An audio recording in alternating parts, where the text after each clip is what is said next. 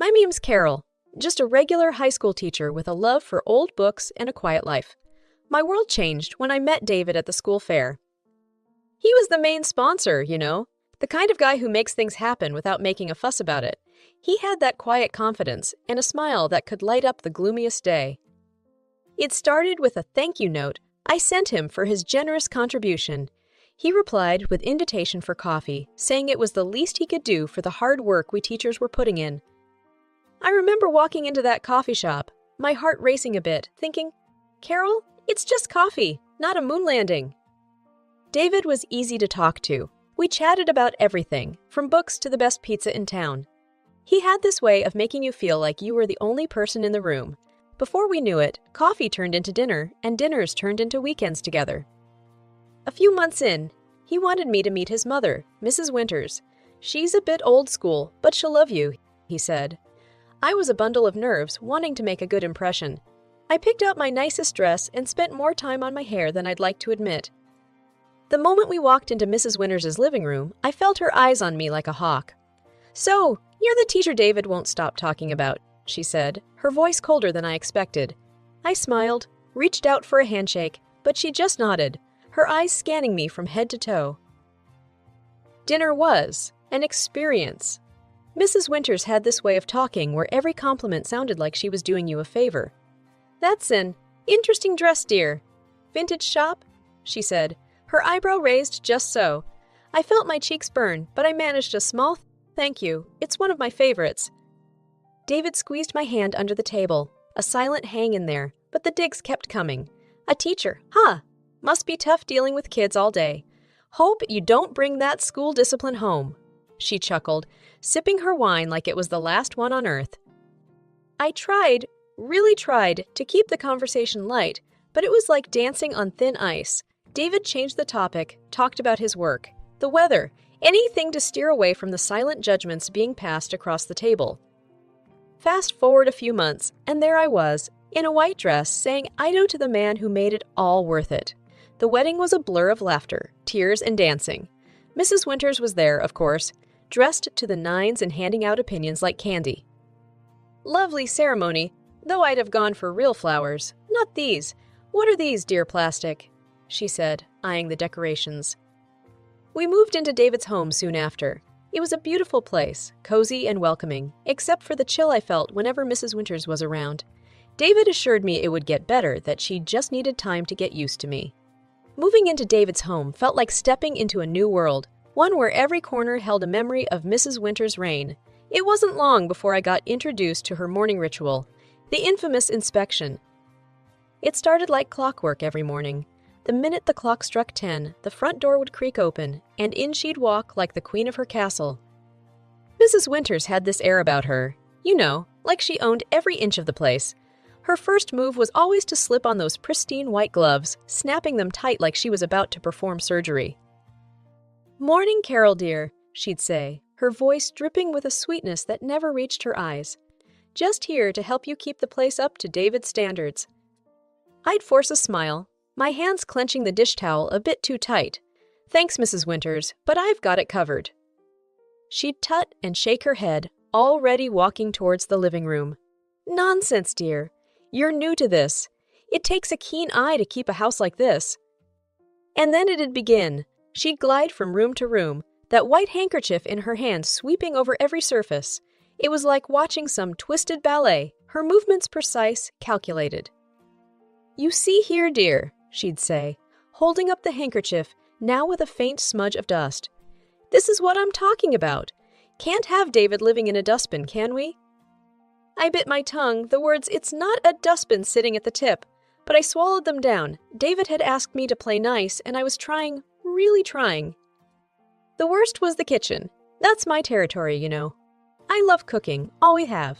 But she'd march in there like a general, inspecting the troops. "These pots aren't going to clean themselves, dear," she'd cluck, her fingers running over the rim of a saucepan I'd just washed. "It's clean, Mrs. Winters, I'd insist," my voice steady despite the storm inside.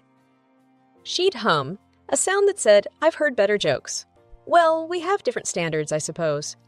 David's used to a certain way, you see. I'd nod, grinding my teeth so hard I was afraid I'd chip a tooth. It was the same every day. The living room, the bedrooms, even the bathrooms weren't spared. By the time she'd leave, I'd feel like a deflated balloon, all my energy sapped by her constant nitpicking. David would come home, all smiles and hugs, and I'd put on a brave face. "How was your day, love?" He'd ask, and I'd muster the brightest smile I could. "Oh, you know the usual." Mrs. Winters stopped by to give some helpful tips. I'd say, the word helpful taking all my acting skills to sound even remotely sincere. He'd frown, that wrinkle appearing between his brows. "I'll talk to her, Carol. She means, well, she just has her way, you know." I knew. Oh, how I knew. But what I didn't know was how long I could play this game, smiling through the inspections, biting back the words that screamed inside me. Saturday mornings should have been about lazy breakfasts and staying in pajamas till noon. But in our house, they were about one thing, the dreaded family dinner. It wasn't just any dinner. It was the weekly performance, with Mrs. Winters as the stern judge and me. Well, I was the hopeful contestant, always falling short. I'd be up at the crack of dawn, the kitchen my battlefield. Pots and pans clanged, the oven roared, and spices danced in the air. It was my attempt, week after week, to impress the unimpressible, Mrs. Winters. David, bless his heart, would stumble in half awake. "Need any help, love?" He'd ask, rubbing sleep from his eyes. I'd shoo him away with a spoon covered in sauce. "Go get ready. Your mom will be here any minute, and you know how she is about punctuality." He'd chuckle, a sound that held a mix of love and a hint of worry. "Yeah, if you're on time. You're late. That's her motto." The clock hadn't even struck 6 when we'd hear the sharp rap on the door. Showtime. Mrs. Winters and Mr. Winters would step in, him with his warm smile, her with her eyes already scanning for faults. "Smells good in here, Carol. What's on the menu today?" Mr. Winters would always start off with a compliment, his genuine kindness a stark contrast to his wife. Before I could answer, Mrs. Winters would chime in, her voice slicing through the warmth. "I hope it's not that casserole from last time. Remember, David, how you had that stomach ache?" David would wince, a silent plea in his eyes, begging me not to retort. "Mom, Carol's been working hard all day. Let's just enjoy the meal, yeah?" Dinner would be a tense affair. Mr. Winters would heap praises, his delicious "dear," and "you've outdone yourself, Carol," battling against Mrs. Winters's relentless critique. "This chicken is dry, dear.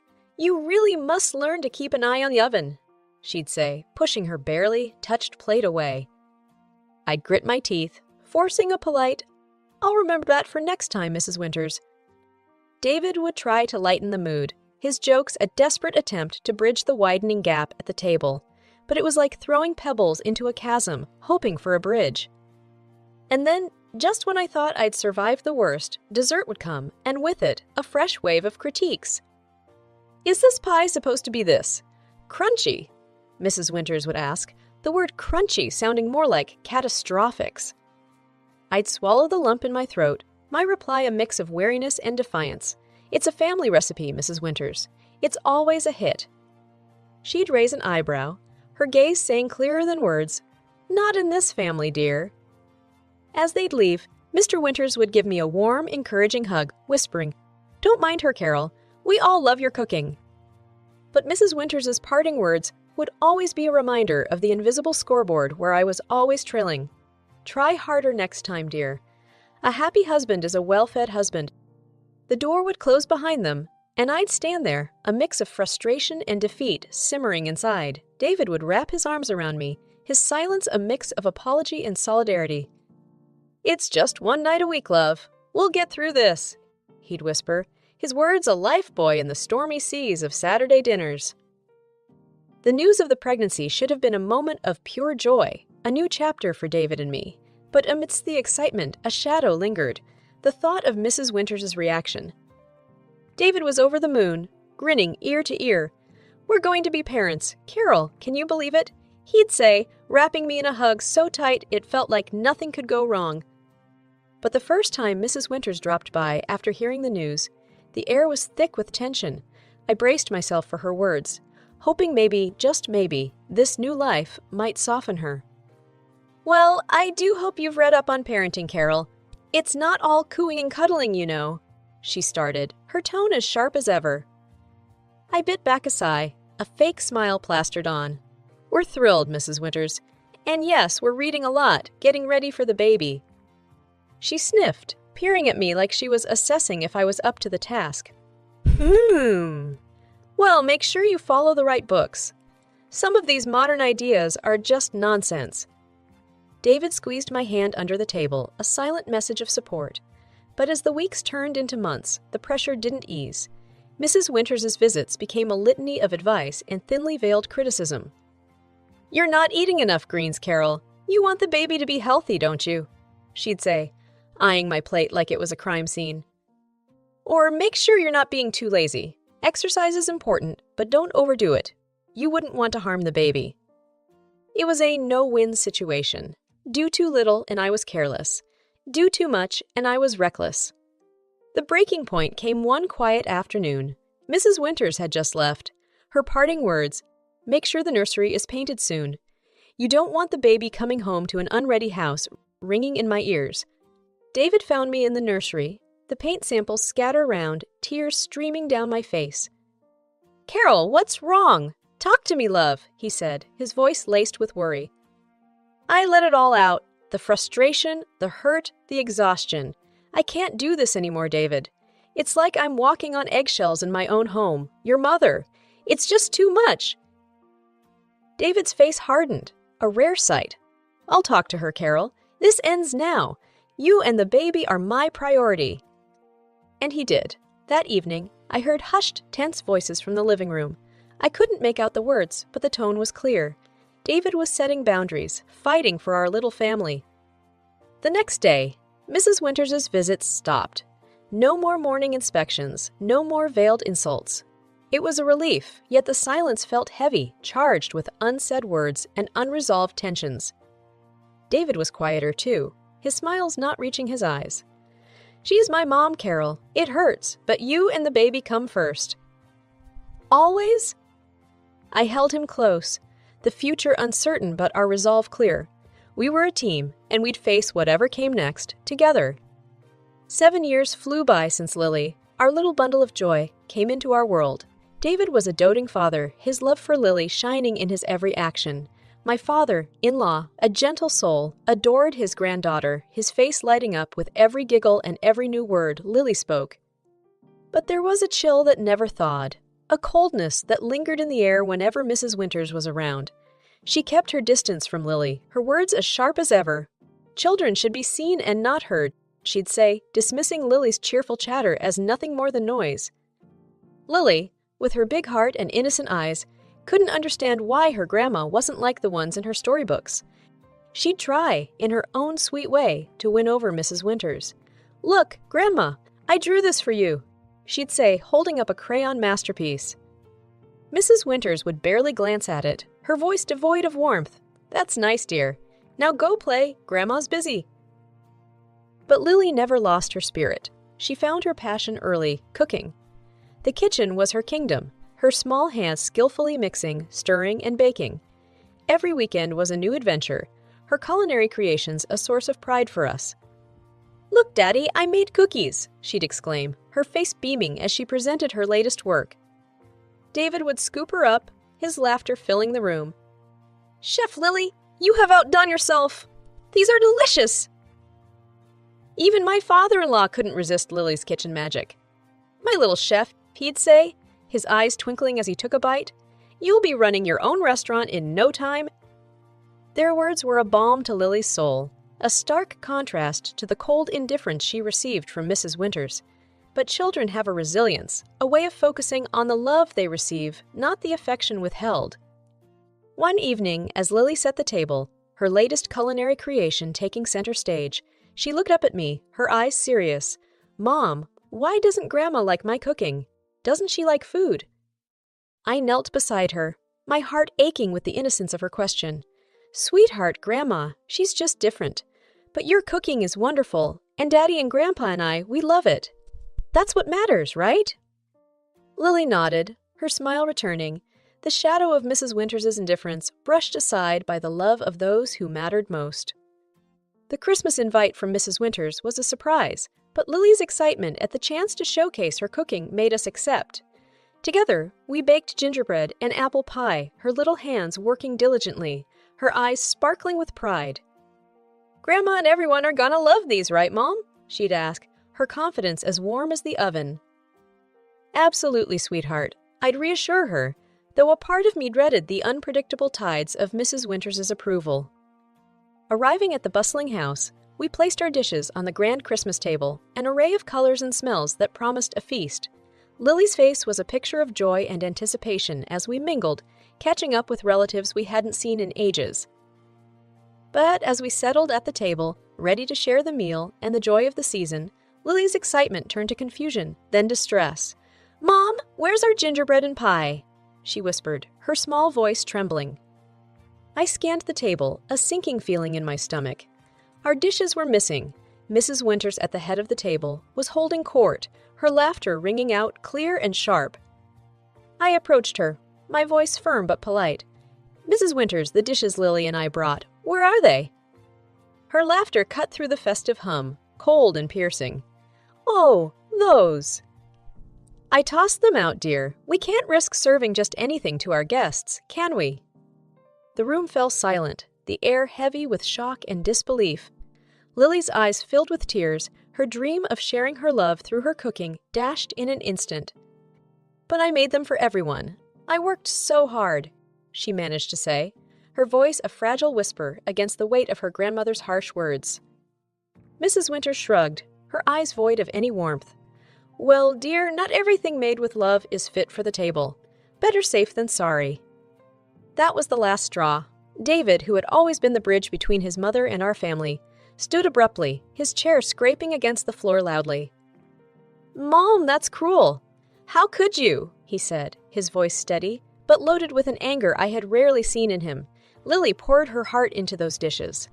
She wanted to share something special, and you just threw it away like it was nothing."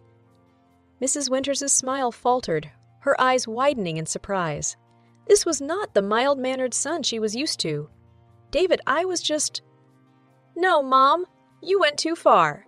Disrespecting Carol is one thing, but hurting Lily, your own granddaughter, that's something I can't and won't forgive." He interrupted, his disappointment and anger clear and unwavering. The room was still, the festive air replaced by a tense silence.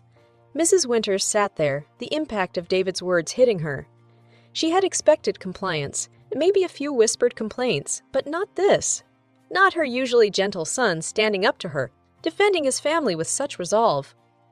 The air was thick with tension as we left Mrs. Winters's house, the festive lights mocking us with their cheer.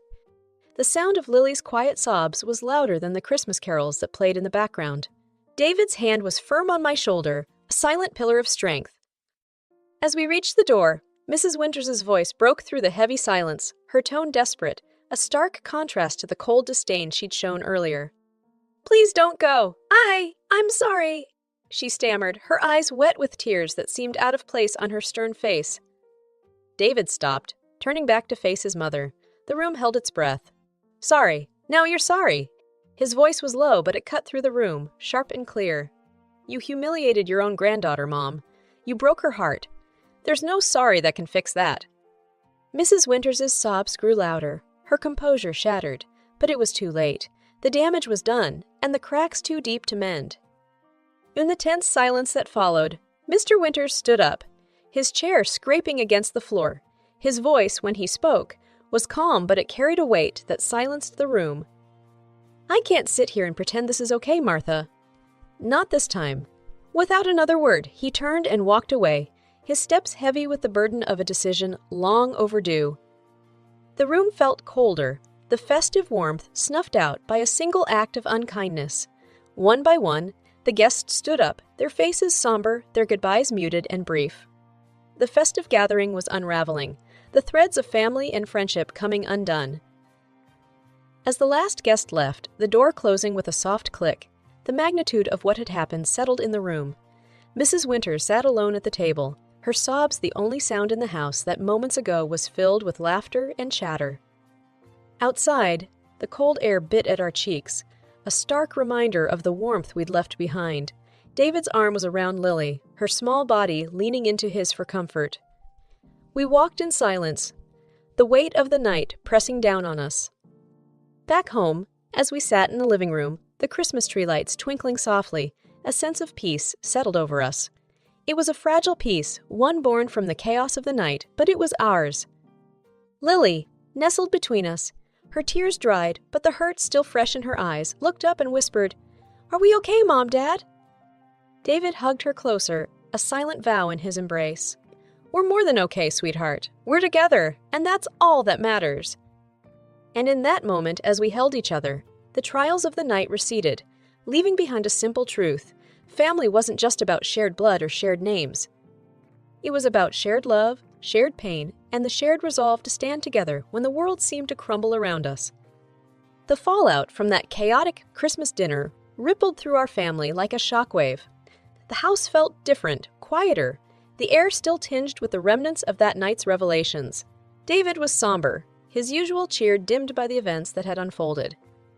"I'm sorry, Carol," he said one evening as we sat in the living room, the only sound the ticking of the clock. "I should have stood up for you and Lily sooner. I let it go on for too long." I reached for his hand, feeling the roughness of his palm against mine. "You did what you thought was best, David. We both did. But now we know better. We move forward, together." He nodded, the lines on his face softening. But the true shock came the next day when Mr. Winters showed up at our doorstep, his eyes weary, a deep frown creasing his forehead. "Can I come in?" he asked, his voice barely above a whisper. David opened the door wider, concern etched on his face. "Of course, Dad. Is everything okay?" Mr. Winters took a seat, his hands clasped tightly in front of him. "I've been doing a lot of thinking since Christmas," he started, his voice trailing off. We waited, the tension thick in the air. Finally he looked up, his eyes meeting ours. "I can't believe Martha could be so cruel, so heartless to her own granddaughter.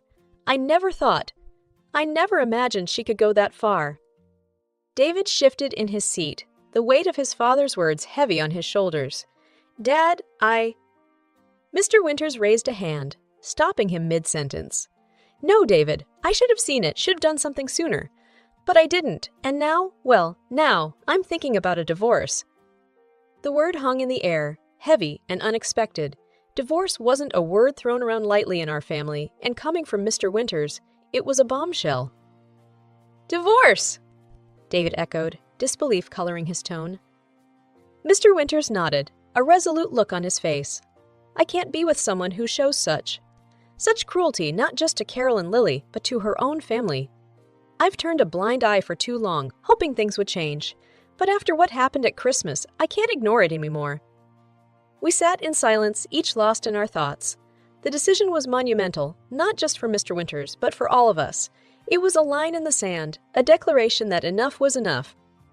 "Whatever you decide, Dad, we're here for you," David said, his voice firm. "You've always been there for us, and that won't change." Mr. Winters smiled, a weary, sad smile. "Thank you, son. That means more than you know." In the days that followed, our family found a new rhythm, a new way of being. The shadows of the past lingered, but so did the promise of a fresh start, a chance to build something stronger and more resilient from the broken pieces. Lily's laughter returned, filling the house with a warmth that pushed back the darkness. And as we sat together, the three of us with Mr. Winters now a more frequent visitor, I realized that family wasn't about tolerating the intolerable. It was about standing up for each other, about choosing love and respect over blood and tradition. In the quiet moments, when the night wrapped the world in its embrace, I'd look at my little family and know that, despite the storms we'd weathered, we were stronger together. And no amount of cruelty or coldness could ever change that.